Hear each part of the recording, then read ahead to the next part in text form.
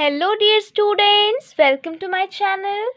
तो previous video में मैंने आपको इस chapter that is pair of linear equation in two variables that is chapter 3 of NCERT book maths class 10 के exercise 3.2 के क्वेश्चन नंबर 4 का फर्स्ट नंबर आपको क्लियर करवाया था। ठीक है, तो इस वीडियो में मैं आपको सेम एक्सरसाइज का that is exercise 3.2 of NCERT book में जो है क्वेश्चन नंबर 4 का सेकंड क्वेश्चन आज आपको समझाऊंगी। ओके, तो चलिए देखते हैं कि क्वेश्चन क्या है। आप लोग अपने बुक में क्वेश्चंस देख सकते हैं। Which of the following pairs of linear equations are consistent oblique inconsistent? If consistent obtain the solution graphically। ठीक है, तो क्वेश्चन आपका है कि क्वेश्चन नंबर 4 में कुछ लीनियर इक्वेशंस गिवन है। ठीक है, तो टोटल जो है 4 क्वेश्चंस गिवन है, that is 4 pair of linear equations given है, जिसमें से पहला नंबर यानी एक पेयर ऑफ लीनियर इक्वेशन का सॉल्यूशन जो है मैंने प्रीवियस वीडियो में आपको करवा रखा है। ओके, तो इस वीडियो में मैं क्वेश्चन नंबर 4 का सेकेंड नंबर का पेयर ऑफ लीनियर इक्वेशंस का डील करूंगी। ओके, तो क्वेश्चन क्या बोल रहा है कि जो pair of linear equation given है उसको आपको पहले चेक करना है कि वो कंसिस्टेंट है या फिर इनकंसिस्टेंट है। ठीक है, तो उससे पहले आपको पता होना चाहिए कि कंसिस्टेंट और इनकंसिस्टेंट का क्या मतलब होता है। ओके, तो हम लोग अगर किसी भी पेयर ऑफ लीनियर इक्वेशंस को देखें तो उसका सॉल्यूशन हम लोग फाइंड आउट करते हैं, है ना। तो ग्राफिकल मेथड से भी हम लोग पेयर ऑफ लीनियर इक्वेशंस का सॉल्यूशन फाइंड कर चुके हैं। तो सॉल्यूशन के बेसिस पे अगर हम लोग देखें तो पेयर ऑफ लीनियर इक्वेशंस जो होते हैं वो 2 तरीके के होते हैं। ठीक है, पहला होता है आपका कंसिस्टेंट और दूसरा होता है आपका इनकंसिस्टेंट। ठीक है, तो अब consistent pair of linear equation और inconsistent pair of linear equations क्या होते हैं?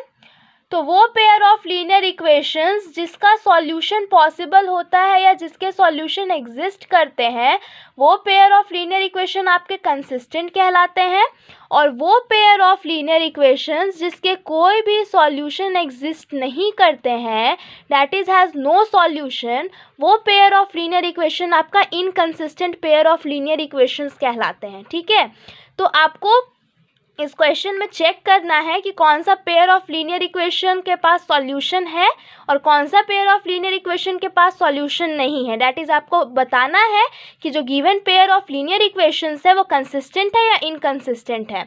ठीक है, तो आई होप आपको ये क्लियर हो गया होगा। अब आपको किस मेथड से ये चेक करना है? तो आपको विदाउट ग्राफिकल मेथड से पहले चेक कर लेना है कि वो कंसिस्टेंट है या इनकंसिस्टेंट है। तो उसके लिए जो है हम लोग रेशियोज़ के कंपैरिजन का कॉन्सेप्ट यूज़ करते हैं। ठीक है, तो रेशियोज़ के कंपैरिजन में जो है आपका 3 केसेस बनता है। सबसे पहला केस होता है कि अगर A1/A2 is not equal to B1/B2 होता है तो इस केस में जो है आपको यूनिक सॉल्यूशन मिलता है। यूनिक सॉल्यूशन मतलब सिर्फ एक सॉल्यूशन मिलेगा। ठीक है, तो इस केस में जो हमारा ग्राफ होता है वो कैसा होता है? इंटरसेक्टिंग होता है। एक पेयर ऑफ लीनियर इक्वेशन मतलब 2 ग्राफ बनेगा तो वो आपस में जो है इंटरसेक्टिंग होता है इस तरीके से। तो ये जो पॉइंट ऑफ इंटरसेक्शन होता है वही आपका सॉल्यूशन होता है, यूनिक सॉल्यूशन। ठीक है, नाउ सेकंड जो कंपैरिजन का केस बनता है रेशियोज़ का वो होता है A1/A2 is equal to B1/B2 is equal to C1/C2। तो अगर ऐसा होता है तो इस केस में आपका जो है वो कोइंसिडेंट होता है graph, that is infinitely many solutions possible होते हैं। इन्फिनाइटली मेनी सॉल्यूशंस, तो जैसे कि मैंने बताया कि इन्फिनाइटली मेनी सॉल्यूशंस पॉसिबल है, तो दैट मीन्स कि इसमें जो ग्राफ होगा दोनों इक्वेशंस का वो कोइंसिडेंट हो जाएगा, कोइंसाइड कर जाएगा। ठीक है, थर्ड केस आपका क्या है, तो थर्ड केस है कि जब a1 बाई a2 इक्वल हो जाएगा b1 बाई b2 के बट नॉट इक्वल होगा c1 बाई c2 के, तो इस केस में जो है आपका कैसा होता है, नो सॉल्यूशन होता है, यानी कोई सॉल्यूशन एग्जिस्ट नहीं करेगा। तो इस केस में जो आपका ग्राफ होता है दोनों इक्वेशंस का वो कैसा होता है, पैरेलल होता है। ठीक है, तो आपका जो है एक्सरसाइज 3.2 का क्वेश्चन नंबर 4 का सेकंड नंबर हम लोग देखते हैं। तो सबसे पहले इस तरीके से जो है हम लोग को चेक करना है रेशियोज को कंपेयर करके कि वो कंसिस्टेंट है या इनकंसिस्टेंट है। तो अगर किसी भी पेयर ऑफ लीनियर इक्वेशन का यूनिक सॉल्यूशन पॉसिबल है चाहे इनफिनाइटली मेनी सॉल्यूशन पॉसिबल है, मतलब सॉल्यूशन अगर पॉसिबल हो तो वो pair of linear equation consistent हो जाएगा, और अगर सॉल्यूशन पॉसिबल ना हो मतलब ये वाला केस हो तो वो इनकंसिस्टेंट हो जाएगा। तो सबसे पहले हम लोग चेक करते हैं कि वो pair of linear equation consistent है या इनकंसिस्टेंट है।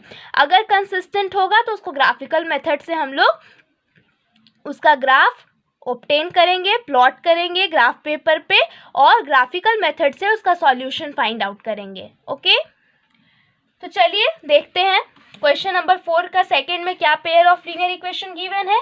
तो यहाँ पे हम लोग लिखते हैं given pair of linear equations, given pair of linear equations are x minus Y is equal to 8। ठीक है, तो इसको हम लोग इस तरीके से अरेंज करके लिखेंगे x minus Y, R H S side जो +8 है वो एल एच एस साइड -8 आ जाएगा इज इक्वल टू 0। ठीक है, तो x का कोएफिशिएंट a1 कहलाता है, y का कोएफिशिएंट b1 कहलाता है और जो कांस्टेंट टर्म होता है फर्स्ट इक्वेशन में वो c1 कहलाता है। ठीक है, दूसरा इक्वेशन है आपका 3x minus 3y is equal to 16। तो है 3x माइनस 3y, इसको अरेंज कर देंगे तो +16 जो आर एच एस साइड है -16 आ जाएगा L H S side is equal to 0।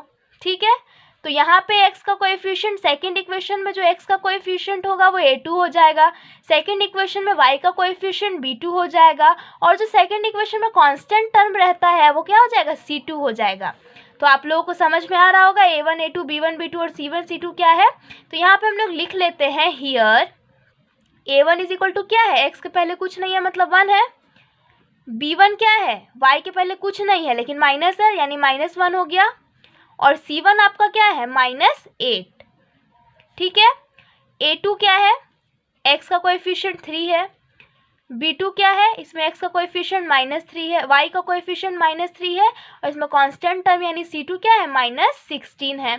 तो अब हम लोग कंपेयर कर लेते हैं रेशियोज, पहले फाइंड आउट कर लेते हैं। नाउ a1 बाई a2 क्या होगा 1/3, b1 बाई b2 क्या है -1/3, तो माइनस माइनस कैंसिल हो गया तो 1/3 आया, and c1 by c2 is equal to -8 by -16, तो माइनस माइनस कैंसिल हो गया, 8 2 16 यानी 1/2 आ गया, यानी a1 बाई a2 इक्वल आ रहा है b1 बाई b2 के 1/3 1/3 दोनों इक्वल है, लेकिन c1 बाई c2 आपका 1/2 आ गया, मतलब ये अनइक्वल है, अलग है। तो यहाँ पे कौन सा केस बन रहा है, जब a1 by a2 b1 by b2 के इक्वल हैं, तो इक्वल है इस केस में, बट c1 बाई c2 के इक्वल नहीं है क्योंकि c1 बाई c2 1/2 आ गया है। तो इस केस में कैसा सॉल्यूशन एग्जिस्ट करता है, नो सॉल्यूशन एग्जिस्ट करता है, और अगर कोई सॉल्यूशन एग्जिस्ट नहीं करता है तो वो पेयर ऑफ लीनियर इक्वेशन कैसा होता है, इनकंसिस्टेंट होता है। ठीक है, तो ये given pair of linear equation जो है वो इनकंसिस्टेंट है, इसके पास कोई सॉल्यूशन ही नहीं है, तो हम लोगों को ग्राफिकली सॉल्व करने का कोई ज़रूरत नहीं है। ठीक है, तो यहाँ पे हम लोग क्लियरली लिख देते हैं since a1 by a2 is equal to b1 by b2 is not equal to c1 by c2। ठीक है, a1 by a2 b1 by b2 के इक्वल है but not equal to c1 by c2 है ना, hence the given pair of linear equations, the given pair of linear equations are inconsistent। कैसा हो जाएगा, inconsistent। That is has no solution. Inconsistent का मतलब कोई सॉल्यूशन एग्जिस्ट नहीं करेगा, that is has no solution. तो ये क्वेश्चन आपका सॉल्व हो गया। ठीक है, तो ये क्वेश्चन आई होप आपको बहुत इजी लगा होगा, कोई प्रॉब्लम नहीं हुआ होगा समझने में। लेकिन अगर आपको फिर भी कहीं भी किसी भी पॉइंट में डाउट हो रहा हो, कहीं थोड़ा सा भी ना समझ में आ रहा हो, तो आप अपने डाउट्स मुझसे शेयर कर सकते हैं। ठीक है, मैं कमेंट सेक्शन हमेशा ऑन रखती हूँ, गलती से कभी कभी ऑफ हो जाता है तो मैं चेक करके वापस ऑन कर देती हूँ, इसीलिए आप लोग एक बार चेक कर लीजिएगा, कमेंट बॉक्स ऑन रहता है। ठीक है, आप लोग जो है मुझे अपने डाउट्स शेयर कर सकते हैं कमेंट के थ्रू। ठीक है, और अगर आपको ये वीडियो पसंद आया हो तो मुझे कमेंट करके अपने व्यूज़ ज़रूर शेयर करें। Okay, thank you so much.